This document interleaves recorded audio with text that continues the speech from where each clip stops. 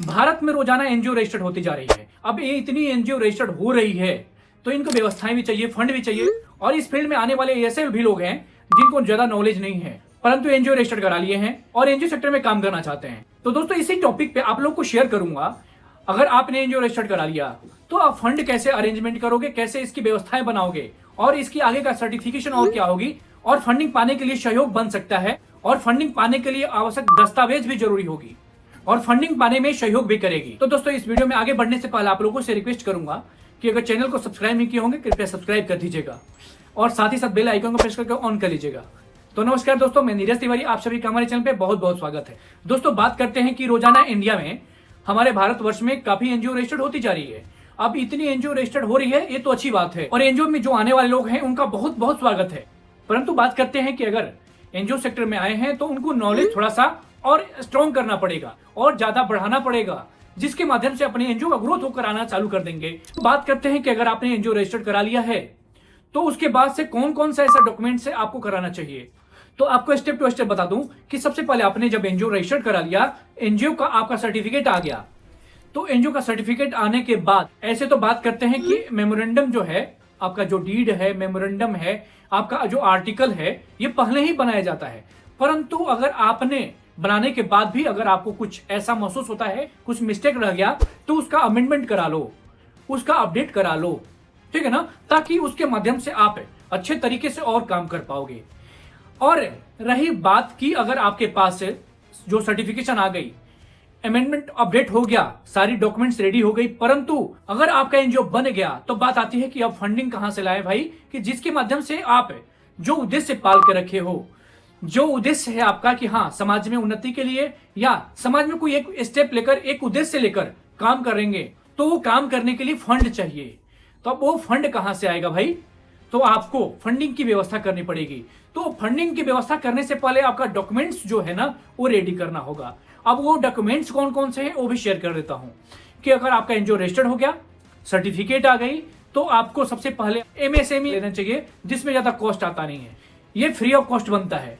परंतु हाँ, इसका जो रजिस्ट्रेशन करेगा ना, इसका प्रोफेशनल फीस थोड़ा बहुत चार्ज कर सकता है, ठीक है ना, 500 से 1000 रुपया चार्ज कर सकता है। कोई तो आप अगर कोई सर्विस ले रहे हैं ना, उस सर्विस में ही ऐड करके फ्री में ही बना कर दे देता है। परंतु आप स्पेशल करा रहे हैं, स्पेशल रजिस्ट्रेशन सर्टिफिकेशन ले रहे हैं ना, तो आपको थोड़ा चार्ज देना पड़ेगा। अब ये पहली होगी।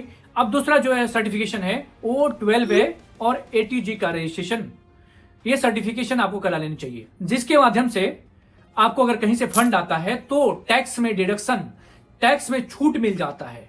तो आपको अनिवार्य हो जाता है कि 12A ATG आपको लेना ही पड़ेगा, ठीक है ना। रह गई बात कि 12A ATG का और भी क्या फायदा है। अगर छोटी फंडिंग की बात करें, कोई इंडिविजुअल फंडिंग की बात करें, कोई उसको फंड दे रहा है, डोनेट कर रहा है, तो उसको फायदा मिल जाता है 12A ATG के माध्यम से। परंतु हाँ, कोई बड़ा डोनर होगा ना, तो वो सर्च करेगा कि किस एनजीओ के पास 12A ATG है, क्योंकि उसको ना उस 12A ATG के माध्यम से अपने टैक्स में डिडक्शन पाने के लिए, छूट पाने के लिए उसे फंड देना होता है। वो सोचते हैं कि जो हम गवर्नमेंट को फंड दे रहे हैं, गवर्नमेंट को जो टैक्स देंगे वो एनजीओ को क्यों ना डोनेट कर दें। ये रूल भी है, और रूल के माध्यम से ही वो टैक्स में छूट पा सकता है और छूट पाता है। तो आपके एनजीओ के लिए फंड चाहिए तो 12A ATG ले लेना चाहिए, और इस 12A ATG सर्टिफिकेशन के माध्यम से CSR फंड आप उसी के माध्यम से ले सकते हो। अगर आपके पास 12A ATG सर्टिफिकेशन नहीं है तो आप FCRA फंड या CSR फंड या किसी भी तरह का फंड जो टैक्सेबल हो वो नहीं ले सकते हो, वो नहीं ले पाओगे।